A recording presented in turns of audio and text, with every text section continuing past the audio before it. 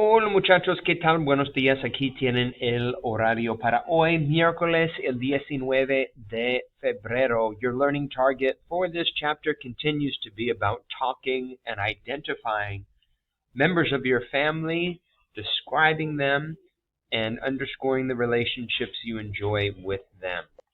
Your warm-up question for today, ¿Cómo eres?, asks you to utilize the descriptive adjectives that we covered last class to describe yourself, just like how you guys did for your diamond poem, which is due for today. And you guys can watch this video here for guided instructions for how to complete this assignment. But your warm-up essentially provide a minimum of 3 adjectives that you think best describe yourself to answer the question, ¿Cómo eres?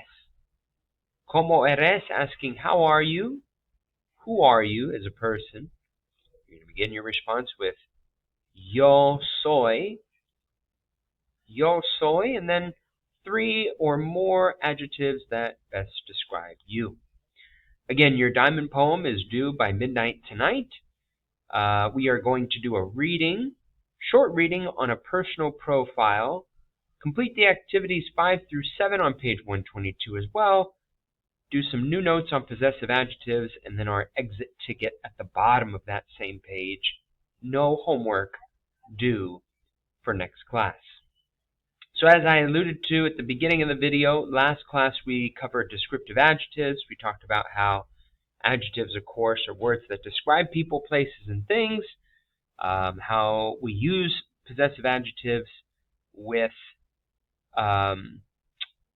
we use descriptive adjectives with the verb ser to talk about nationality, size, color, shape, personality, and appearance. The thing about adjectives in Spanish is that in contrast with English, descriptive adjectives agree in both gender and number, meaning that depending upon whether your noun is masculine or feminine, gender, singular or plural, number, the way that that adjective ends is going to change or agree accordingly. Most adjectives ending in O have 4 different forms.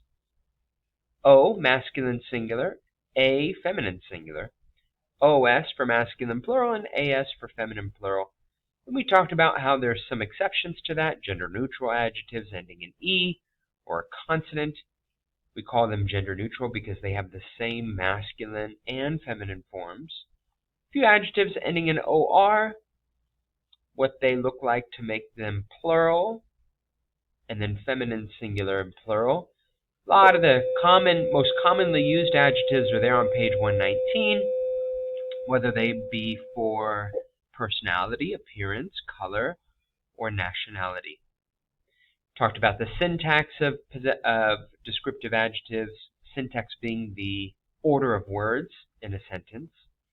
How descriptive adjectives in English usually go before the noun. In Spanish, they go after the noun, as you can see in these 2 examples, niño rubio, mujer española.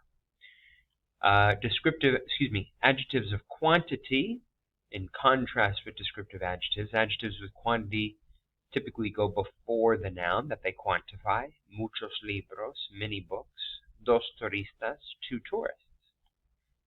And then depending upon the adjective, it could be either placed before or after the noun, such as bueno and malo. Some spelling considerations to consider there when the adjective is placed before the noun, as you can see in those examples. Bueno changing to buen, malo changing to mal, when shifted from after to before the noun. And then a few adjectives change their meaning depending upon the syntax in which they're used. Grande is an example of that, grande being large or big when placed after the noun. Grande shifting to gran when placed before the noun and meaning great, such as the example provided there. We did the inténtalo last class. You can watch the video for the correct answers. This is where we left off. And now we're going to go ahead and do some additional practice with descriptive adjectives. So step 1, as you can see in our agenda for today is to read the personal profile and answer the comprehension questions. Where did you go? There you are. So read Cecilia's personal profile and then determine whether the following statements are lógico or ilógico. And as you know by now, as we're midway through quarter 3, just a few months left in the academic year, you know that if the statements are ilógico, don't just write ilógico, but rewrite the statement using the information in the reading so that the statement reads true. Number 1, Cecilia es profesora. Cecilia is a teacher. Cecilia desea ser artista. Cecilia desires or wants to be a teacher, or excuse me, to be an artist. Cecilia dibuja. Cecilia draws. This comes from the verb dibujar, to draw. Cecilia es tonta. Cecilia is dumb. As harsh as that sounds, but that's how that would translate. La amiga ideal de Cecilia es una persona buena. The ideal friend of Cecilia is a good person. Based on the reading, we can tell that Cecilia is not a teacher. She is a student. Cecilia es estudiante. It says here, estudio arte en la universidad. She studies art in university, and we can actually use that sentence to answer most of the other phrases too. Cecilia desea ser artista. That's lógico. She wants to be an artist. Therefore, she's studying art. Cecilia dibuja. She draws. We can assume that if she studies art. Cecilia es tonta. Well, no. If she's deems herself being intelligent and she's studying at university, I would beg to differ. Cecilia es inteligente, no es tonta. La amiga ideal de Cecilia es una persona buena, synonymous with the adjective simpática. Simpática meaning kind or sympathetic, certainly a characteristic of a good person. Lógico for number 5. Lógico, excuse me, ilógico for number 1. Lógico for number 2. Lógico for number 3, ilógico for number 4, lógico for number 5. For activity 5, and actually this is the only one that we're going to be able to get to together today, given the PD schedule, the abbreviated schedule, not going to have an opportunity. Maybe do a little bit of 7. I'll share with you how to go about 7, but certainly not 6. I'll actually have you do that next class. For activity 5, again on page 122, these questions are directed to you. And I'd like you to use 3 descriptive adjectives to answer each of those 6 questions. And the answers are going to be according to you. Number 1, ¿Cómo eres tú? That was your warm-up question for today. So you've already done that question. You can just transfer your answer from your warm-up for today. For number 1. Number 2, ¿Cómo es tu escuela? What is your school like? How would you describe your school? You're going to begin with ¿Cómo es tu casa? How is your home? How would you describe your home? Skipped ahead there. You're going to begin number 2 with mi casa es, and then some adjectives. For example, mi casa es bonita. If you don't think your house is really nice, fea, grande. Whoops. Where were we? Grande, pequeña. You could certainly use an adjective of color. Blanca, azul, negra, vieja. Yeah, importante. Any adjectives that you think best describe your house. And of course, those are going to be feminine, the adjectives are, because casa is a feminine singular noun. ¿Cómo es tu escuela? How would you describe your school?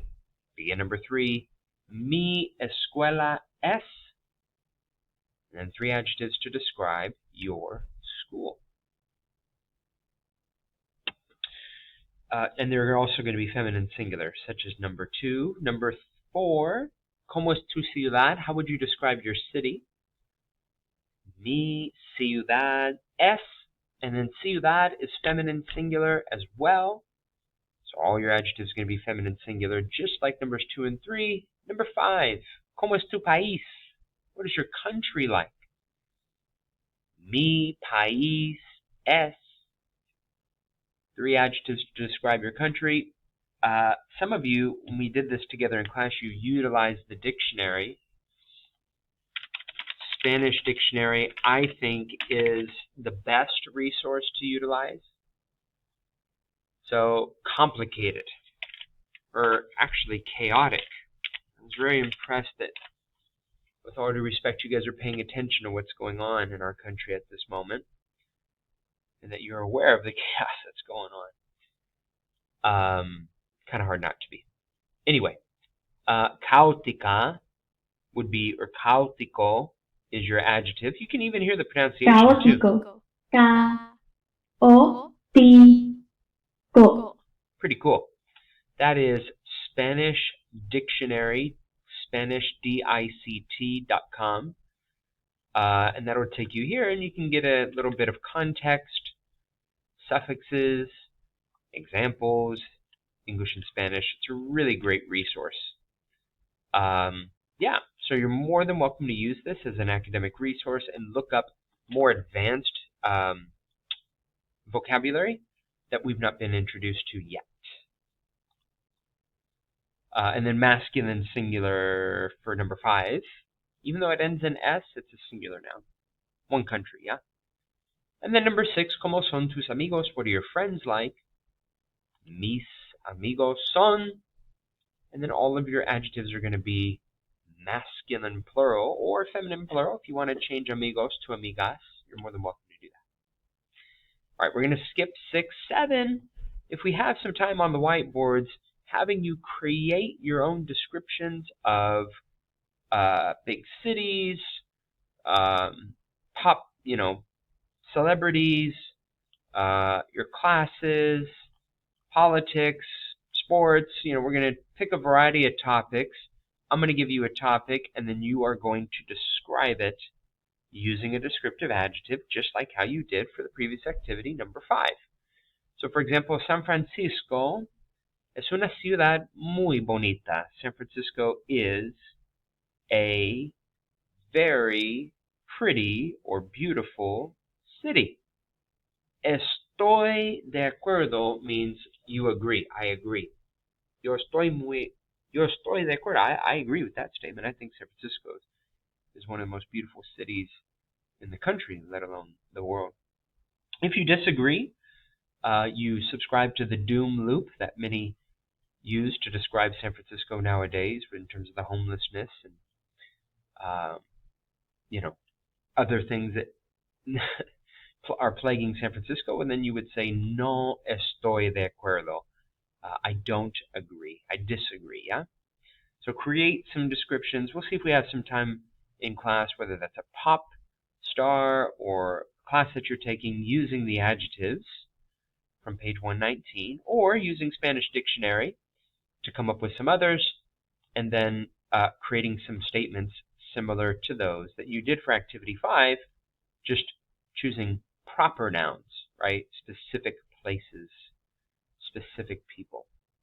The lesson for today, new notes, are possessive adjectives, and actually in doing those last 2 activities, you've already kind of been introduced to possessive adjectives. Possessive adjectives, like descriptive adjectives, are words that are used to describe people, places, and things in terms of possession or ownership. In English, possessive adjectives are my, your, his, her, our, their. Mine, yours, his, hers, ours, and theirs are possessive pronouns.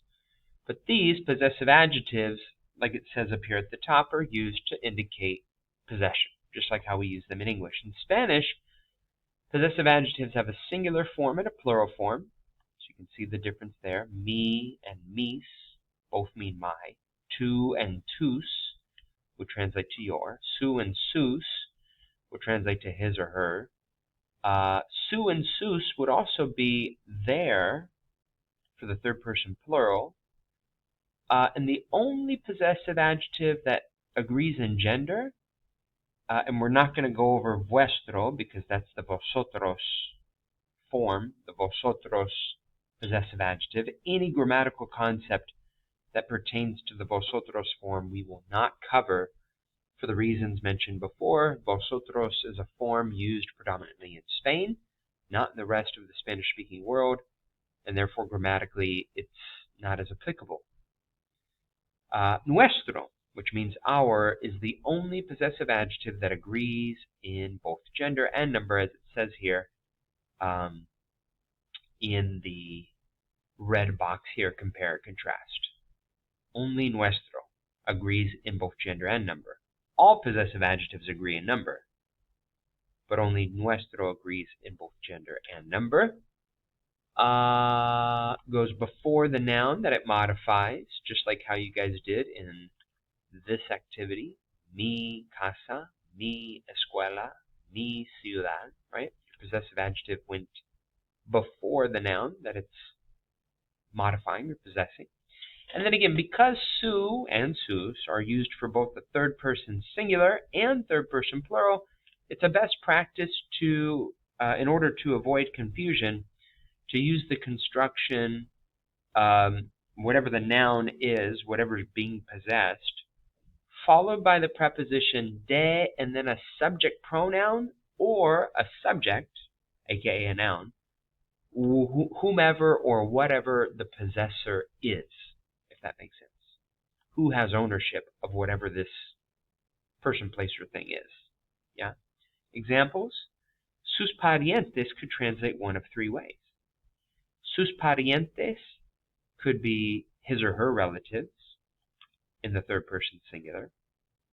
Sus parientes could be your relatives when speaking in the usted form, you formal, or the ustedes form, you plural, right? Sus parientes could also translate to their relatives, right? If referring to the third person plural.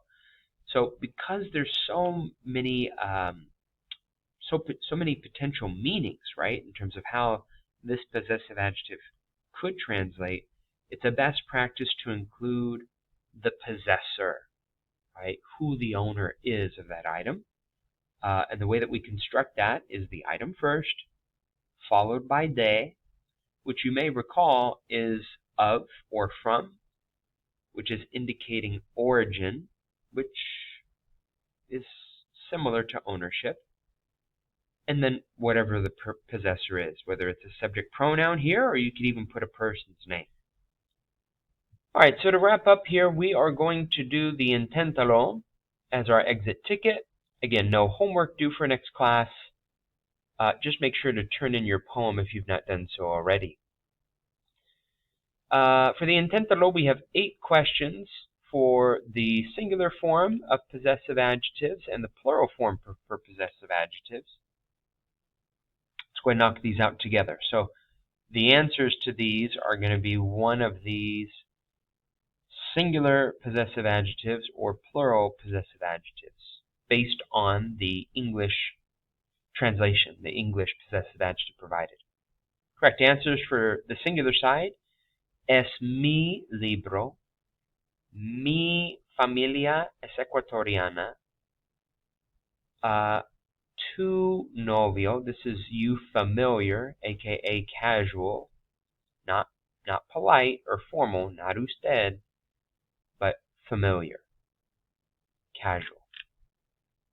Mi casa es tu casa, for example. Tu novio es italiano, nuestro profesor es español. Profesor is masculine singular, so that's why we have the masculine singular form of nuestro. Es su reloj, es tu mochila, es su maleta, formal, su maleta in the usted form.